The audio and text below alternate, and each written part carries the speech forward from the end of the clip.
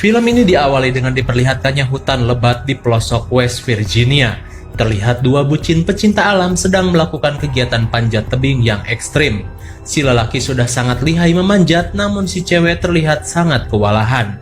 Jelaslah ya. Dan ketika si cowok berhasil naik ke atas duluan, ia pun seperti pamer kepada si cewek. Lihat nih, segini mah kecil neng. Ah, bacot parah. Dan ketika si cewek meminta tolong untuk menariknya karena sudah tidak kuat, tiba-tiba hampir aja jatuh kan. Lalu setelah itu tiba-tiba si cowok menghilang entah kemana.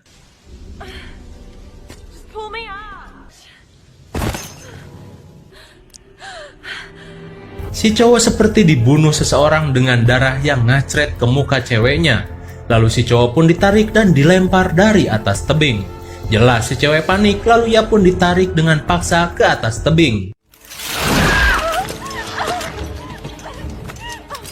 Dirasa nyawanya dalam bahaya, ia pun segera memotong tali tersebut, dan karena panik, ia pun tiba-tiba menjadi lihai nemplok di tebing tanpa pengaman.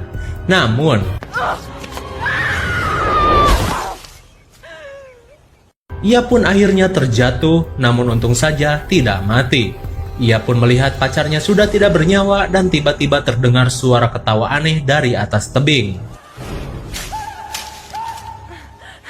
Ia pun segera berlari menjauhi TKP dengan rasa takut yang luar biasa.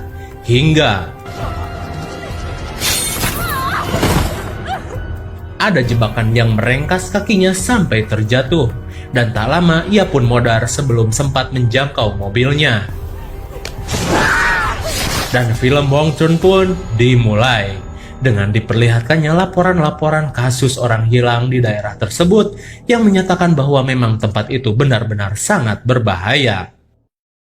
Kemudian scene beralih kepada seorang pria yang sedang berkendara melintasi hutan di West Virginia. Terlihat ia sangat terburu-buru karena harus menghadiri interview pekerjaan. Namun sialnya ia malah kejebak macet di jalan tol. Karena penasaran, ia pun keluar dari mobilnya dan bertanya kepada sopir truk di depannya. Sopir itu menjawab di depan terjadi kecelakaan, sebuah mobil tanker bahan bakar kimia tergelincir dan cairannya tumpah di jalanan sampai ke hutan. Dan akan memakan waktu lama. Ia pun bertanya kenapa bisa jatuh. Ya meneketehe, jawab si sopir. Ia pun kembali ke mobilnya dan berputar arah. Oh ya, nama pemuda Gans ini adalah Chris. Singkat waktu, ia pun mencari jalan alternatif untuk menuju ke selatan. Hingga sampailah ia di sebuah pom bensin milik Pak Asep Katel. Ia pun bertanya jalan, namun si Asep Katel tidak tahu apa-apa. Ia hanya melongo saja. Chris pun berinisiatif mengecek peta tua di sana. Dan melihat ada sebuah jalan melingkar yang membelah hutan untuk menuju ke selatan. Namun sepertinya jalur itu jarang sekali digunakan orang-orang. Ia pun berpamitan dengan Pak Asep Katel dan ia pun berbicara, hati-hati Jang jika melintasi jalanan itu, seolah ia mengetahui sesuatu yang berada di tempat itu. Chris pun pergi dengan kecepatan tinggi, hingga sampailah ia di jalan bercabang yang tadi ia lihat di peta. Ia pun sedikit ragu, namun mau bagaimana lagi, ia pun mengambil jalur kiri dan kembali tancap gas. Di perjalanan, ia pun melihat beberapa hewan yang mati seperti diburu seseorang. Ia pun merasa heran hingga ketika ia membenarkan kaset CD yang macet, ia pun menabrak mobil yang parkir di pinggir jalan kecil itu.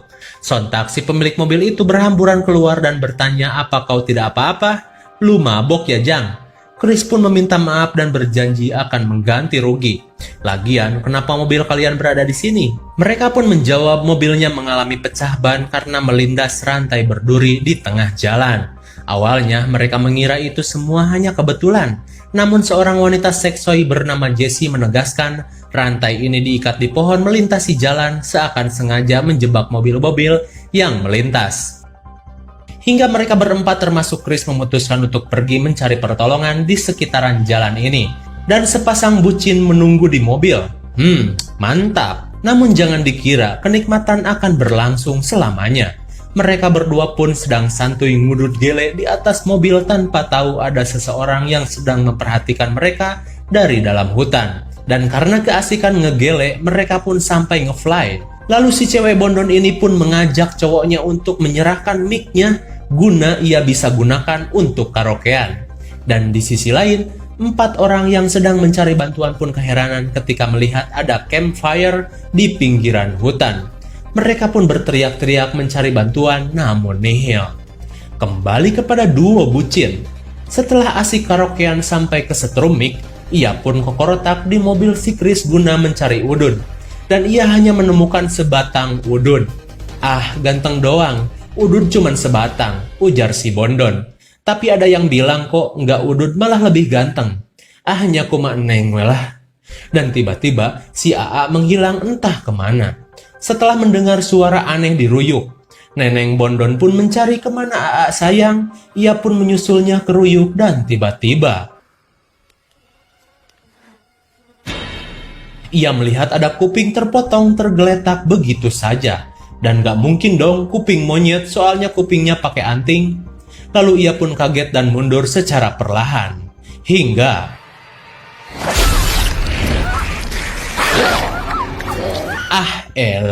si Bondon pun tewas disergap psikopat menggunakan kawat berduri. 2 orang sudah modar, tersisa 4 orang lagi. Chris dan Jesse pun akhirnya hanya menemukan jalan buntu di ujung jalan. Mereka pun kebingungan harus bagaimana. Lantas mau bagaimana lagi, mereka pun kembali berjalan. Dan setelah beberapa jam mereka mencari, akhirnya mereka menemukan sebuah gubuk tua di tengah hutan yang dihiasi banyak sekali mobil rongsok di sana. Ah, udah pasti ini mah rumah psikopat. Jesse pun sudah mulai curiga dan gak enak hati. Namun karena dalam kondisi emergensi, mereka pun memberanikan diri untuk masuk. Dan di dalam alangkah sangat pabalatak alias berantakan. Ya kalau bersih bukan rumah psikopat namanya. Mereka pun mencari-cari apakah ada telepon atau apalah buat meminta bantuan. Namun nihil. Yang mereka temukan hanyalah barang-barang rongsok yang entah dari mana asalnya. Kemudian si cewek bernama Carly tiba-tiba pengen ngompol. Ia pun masuk ke WC yang baunya nggak ketulungan dengan WC mampet yang begitu geleh sekali. Ia pun melihat gigi-gigi aneh di dalam toples. Sementara itu, Chris membuka kulkas dan alangkah kagetnya ia melihat banyak sekali daging-daging aneh seperti daging manusia di dalam kulkas. Dan Jesse ia menemukan ada kawat besi di rumah itu. Seketika mereka panik dan yakin kalau rumah ini adalah rumah psikopat. Dan sialnya, di saat yang bersamaan mobil psikopat datang dengan menderek mobil-mobil mereka. Sontak mereka panik dan mencoba berlari ke pintu belakang. Namun seperti biasa, tidak semudah itu. Dan akhirnya, para psikopat itu pun memasuki rumah.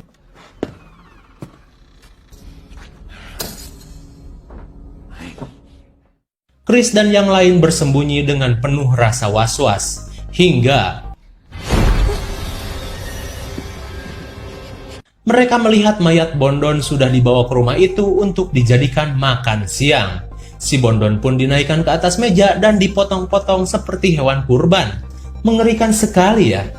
Singkat waktu, setelah puas dengan daging Bondon, para psikopat itu pun tertidur pulas. Lalu Chris dan yang lain berusaha mengendap-endap untuk kabur.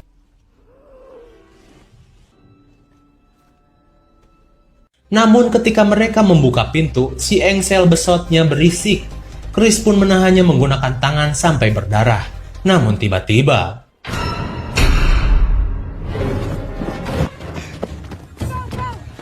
Chris pun ngebret seedan-edannya menuju hutan. Karena mereka ketahuan para psikopat pemangsa manusia. Ya kalau kita jadi mereka, kita pasti udah ngompol na calana, leles alias lemes. Dan Chris pun melihat para psikopat itu mengeluarkan mobil kopetnya dan mengejar mereka dengan cara lain. Chris dan yang lain pun semakin panik dan lari kukurusukan ke dalam hutan. Dan hingga akhirnya mereka sampai di sebuah tempat dengan banyaknya mobil rongsokan bekas pembegalan psikopat. Suasana semakin mencekam hingga tiba-tiba datanglah rombongan kopet yang datang tiba-tiba mengetahui mereka ada di sana. Sakti sekali ya bun. Psikopat-psikopat itu pun mencari keberadaan mereka dan Chris mempunyai siasat dengan akan mengalihkan perhatian mereka. Sedangkan yang lain berusaha merebut mobil tersebut.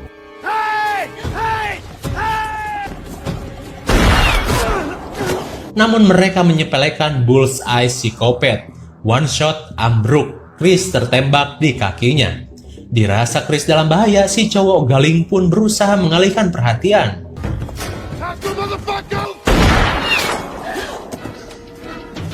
Beruntung ia masih bisa selamat. Chris dan dua cewek pun bergegas mencuri mobil psikopat sambil dikejar-kejar dengan ketawa yang mengerikan.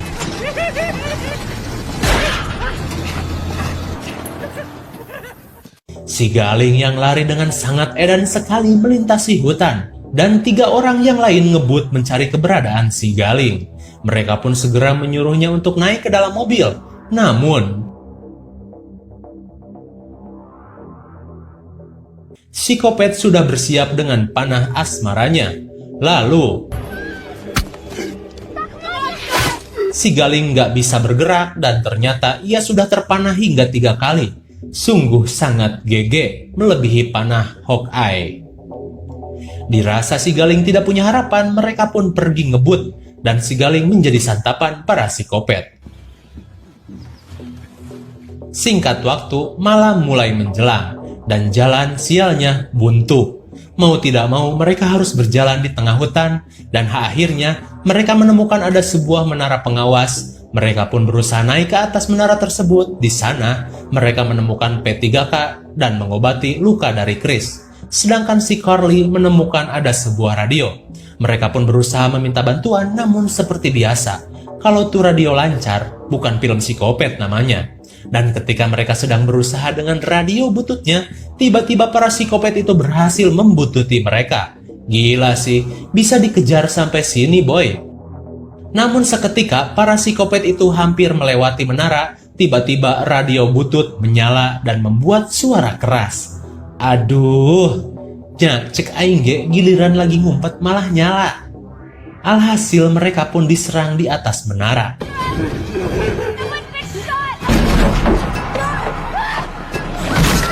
Dirasa tidak ada jalan masuk, psikopat pun membakar menara tersebut. Chris dan yang lain panik hingga mereka memutuskan untuk melompat dan namplok di pohon daripada mati kebakar atau jadi makanan psikopat. Dan mereka pun melompat satu persatu.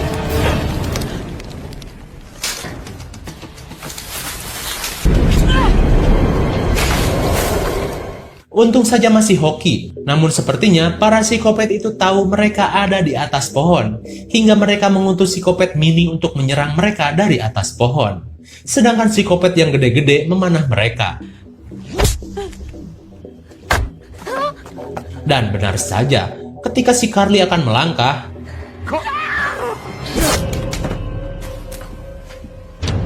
ia pun dikampak sampai buntung di bagian mulut, sedangkan badannya jatuh dari atas pohon.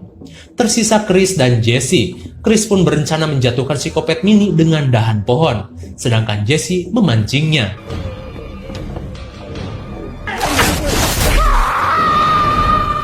Mamam tah, psikopat pun terjatuh dari ketinggian yang ekstrim. Namun apa ia mati? Jelas, enggak lah, karena psikopat kuat anjir. Ia masih sehat walafiat. Dan akhirnya mereka berhasil lolos. Meski terus dikejar-kejar psikopat tersebut, mereka pun bersembunyi di balik air terjun sampai pagi menjelang. Chris dan Jesse pun kembali melanjutkan pelarian, hingga akhirnya mereka menemukan jalan besar dan ketika mereka akan turun,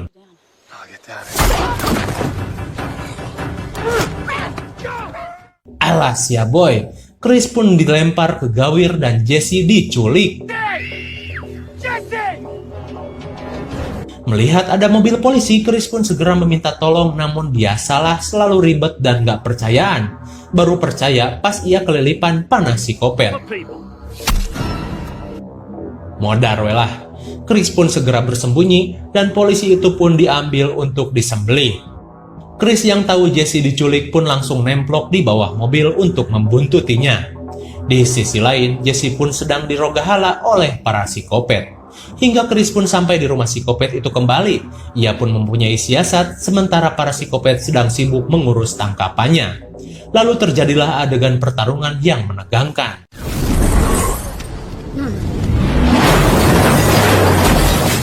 Chris menabrak mobil itu menggunakan mobil polisi dan bertarung dengan gerombolan psikopat. Ia pun berhasil melumpuhkan si bongsor dengan kunci mobil dan membebaskan Jesse. Namun,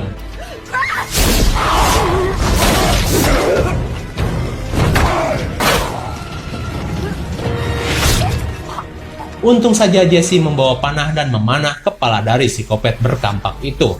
Tak hanya itu, datanglah psikopat mini menghajar Chris dan Jesse.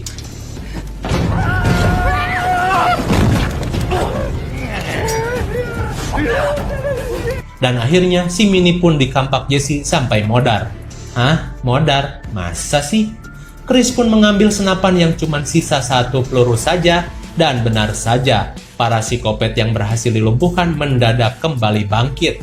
Ah, gak aneh sih, karena memang psikopat mah kuat. Jelas.